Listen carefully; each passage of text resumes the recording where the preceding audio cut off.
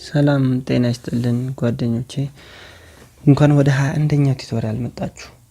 21ኛው ቱቶሪያል ላይ ምንድነው አብረን የምናየው ስለ ሱፕ እና ሰብ ምን ማለት ነው ሱፐርስክሪፕት እና ሰብስክሪፕት የሚለውን አብረን የምናየው እና አሁን ብዙ ጊዜ እንግዲህ ይሄን ነገር ልትጠቀሙበት ትችላላችሁ። ለምሳሌ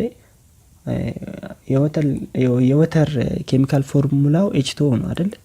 ቱ ግን ከዚህ ታንሳለች ማለት ትንሽ ናት ማለት ነው። እና ዛኔ ሳይዟን ትንሽ ማድረግ አይጠበቅባችሁም። እንዴት ነው ትንሽ የምታረጉት የሚለውን አሳያችኋለሁ ማለት ነው። ሰከንድ የሚለው ደግሞ ND የምትለው ከየት ነው መታየት ያለባት? ከላይ ነው። ራንክ ሲጽፉ ሰከንድ ብላችሁ ጽፉ ከሆነ ከላይ ነው መሆን ያለበት አይደል?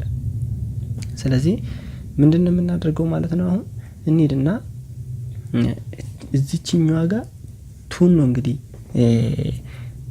ለምሳሌ ቱ ወደ ታች እንዲወርድልን የምንፈልግ ከሆነ ሰብ እንልና እዚጋም ሰብ እንልና እንዘጋዋለን ማለት ነው። ከዛ በኋላ እስኪያው ምን እንደመሰለ ሄደን ሪፍሬሽ እናርገው።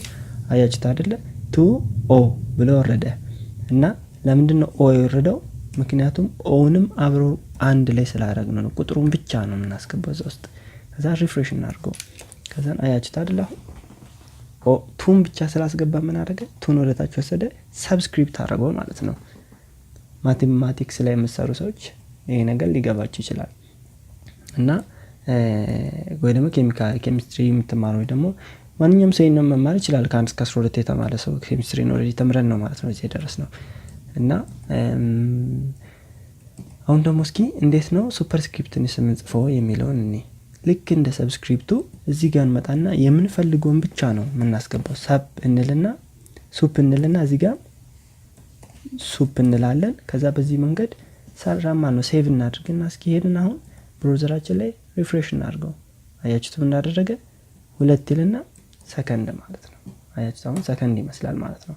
ይሄ እንግዲህ ሱፕና የሰብ ኤሌመንቶች ምን ያህል ጠቃሚ እንደሆኑ ነው የሚያሳየውና ጥያቄ ካላችሁ እንግዲህ እንደተለመደው ነው እንግዲህ ኮሜንት ላይ ጻፉ። ሰብስክራይብ እና ሼር ማድረግ እንዳትረሱ እና በጣም ነው ማመሰግናችሁ።